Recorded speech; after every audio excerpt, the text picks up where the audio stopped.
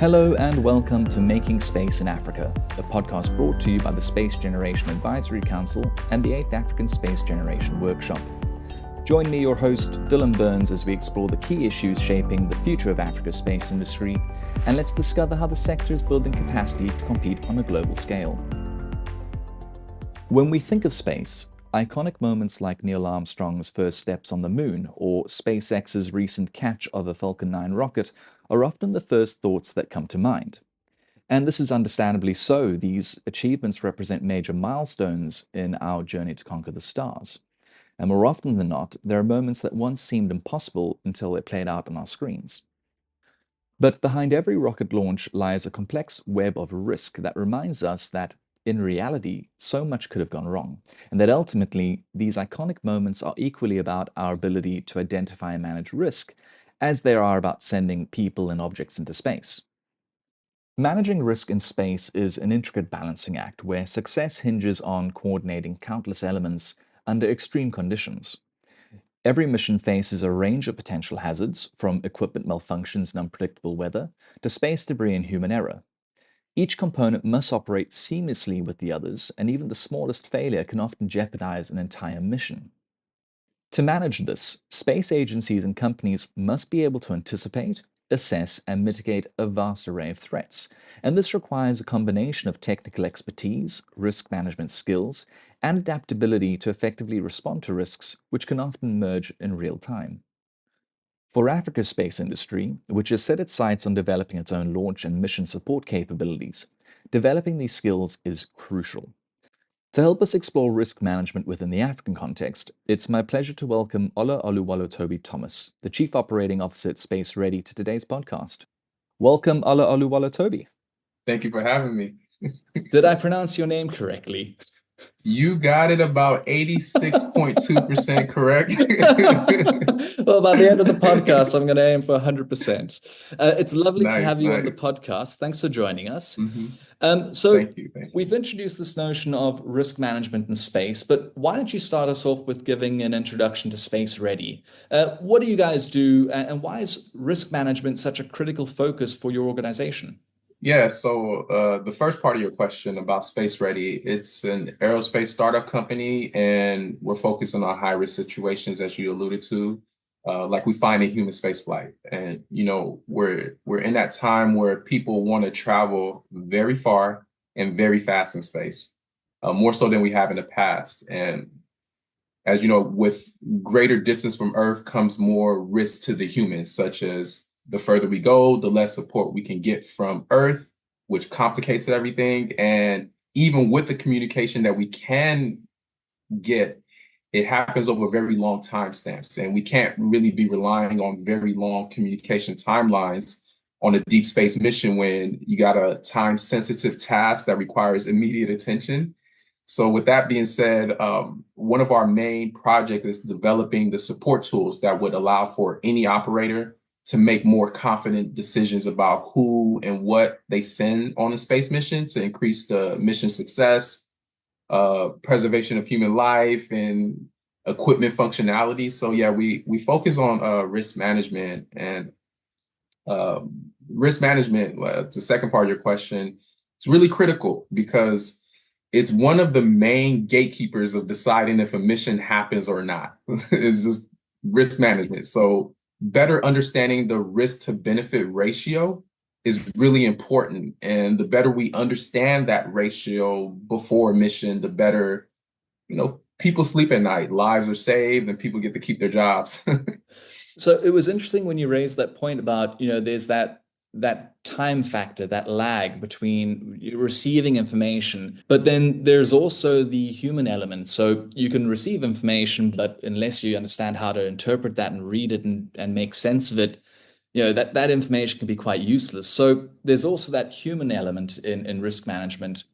And so having people with the skills and the competencies and the abilities to interpret that data is quite a big, important, critical factor. And what sort of skills do people require often to do that sort of job? And how do we make sure, specifically in Africa, how do we prepare people for those skills and to train those skills in people? Yeah, I think in order to do that, we have to really look into the notion of capacity building.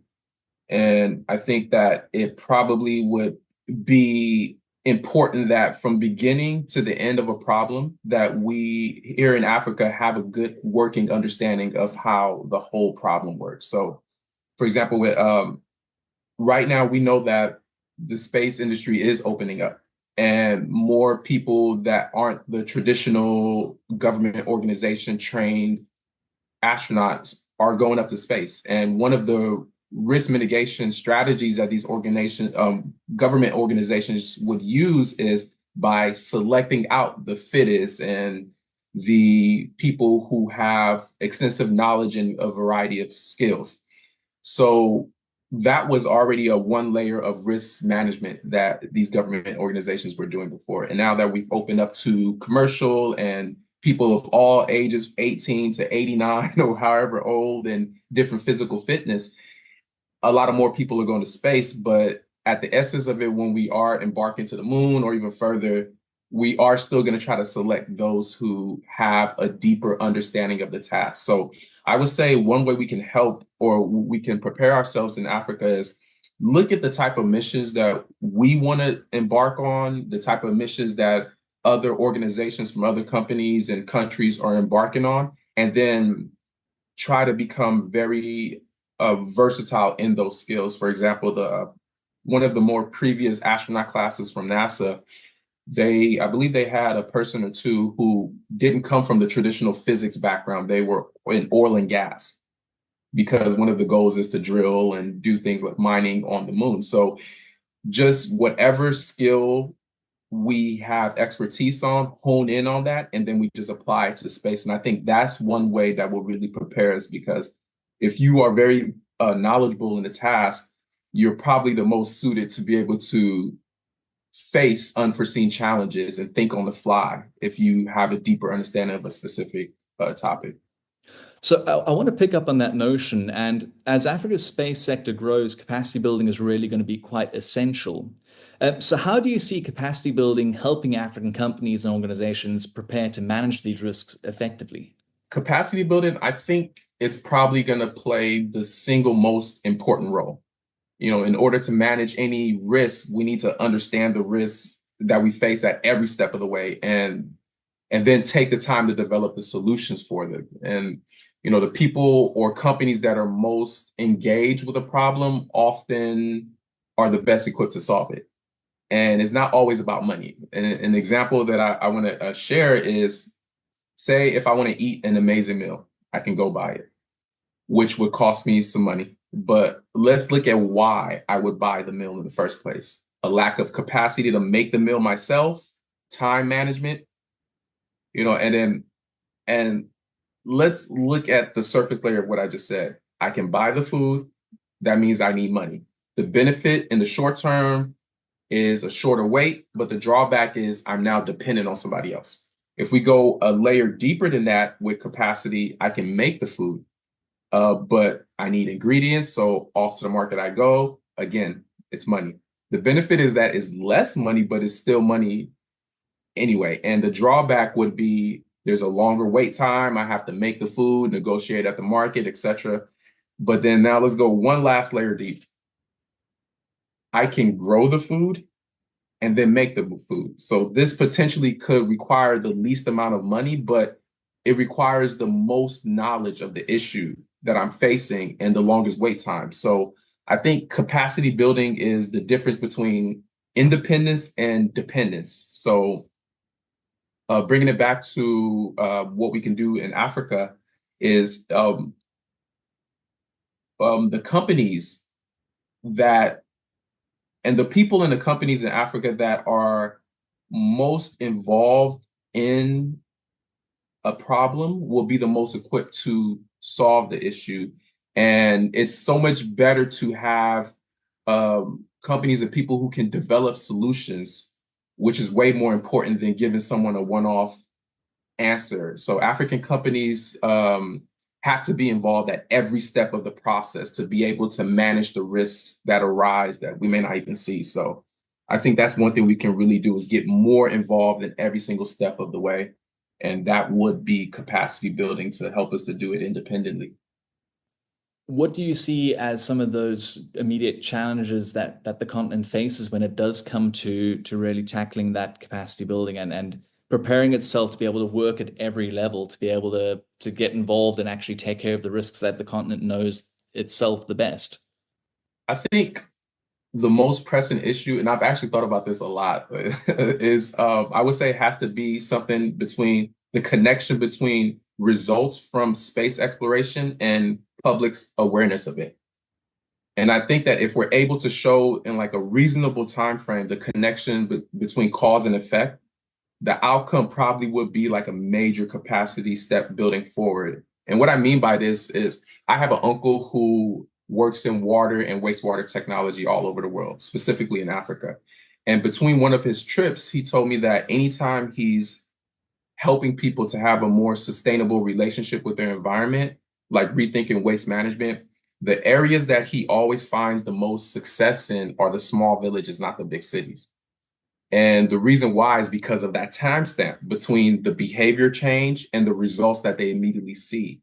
So when people in the village stop a specific action, the impacts are felt much quicker in a small village than in the big cities. And that's really just a ratio equation, but the principle remains the same that if people can see the results in a timely fashion, it plays a big role. So if we're able to take just one area of focus in space exploration, show how it directly impacts the lives of the audience of the people we're talking to in the positive. And I really mean that like the audience can feel the impact and connect the dots directly back to space exploration. We may be able to see more results in capacity building just by an increase in interest in the fields. And the second part of your question, I believe you're asking what we're doing specifically, and I think in Africa, the connection between action and results is the most pressing I've seen. And what I'm doing is just keeping my ear to the ground, talking to people, discovering their unique or not so unique challenges in the space field. One thing we do have that we're working on is a microgravity experiment contest for Nigerian students. So the results will be some students interacting with people in the space industry at various levels, and then getting their idea, their experiment tested in a weightless environment by a mission specialist. So we should be announcing that soon in Nigeria, so we can stay tuned to that. But yeah, just anything that can allow students or just people in Africa to move from an observer to an active participant. I think that's what we're trying to do here with Space Ready. Well, talking about the notion about moving Africa from observer status to an active participant, you're obviously one of the sponsors of this year's 8th African Space Generation Workshop in Abuja. Are you looking forward to the event? Yeah, I'm definitely looking forward to this event. It's so refreshing to see such an event taking place on the continent. And, I'm always hearing about how big foreign companies and other nations support something on the continent. And I just think it's pretty cool to have the notion in my mind to hear that Africans from all over the world come together to sponsor the 8th annual, it sounds really cool to me and it gets me excited, goosebumps all over me. So that was one thing that really drew me to it when I started to see the way that we're sponsoring ourselves to get something like this done. It really excited me. And one thing I'm hoping to answer the second part, I hope that through this collaboration, more people, the participants, the people who are already in the field, just be inspired to just try, recognize the challenges we face, but spend less time focused on that and just more time just trying different things. And I think a major thing that I'm hoping to gain through this is just keeping a better finger on the pulse of the space visions and directions of players in Africa. And as a result, leverage my company and my connections to create better pathways to self-actualization and capacity building, as we've been talking about, with whatever form that comes out to look like. Well, Olaoluwalotobi, was that correct? That was a jump. You got to 98% there. 98%. Well, thank you very much for coming on today's podcast and sharing your thoughts. And it's been so good to hear about the work that you and Space Redi are doing, and also just Really inspiring to hear your thoughts on the continent. For those of you listening, if today's conversation inspired you and you'd like to learn more about risk management in space, be sure to check out Space Redi's website and social media channels. But otherwise, you can also meet the team at next week's 8th African Space Generation Workshop taking place on the 20th and the 21st of November in Abuja. Otherwise, it's been an incredible opportunity to connect with all of you and looking forward to the next one. And until then, let's keep making space in Africa.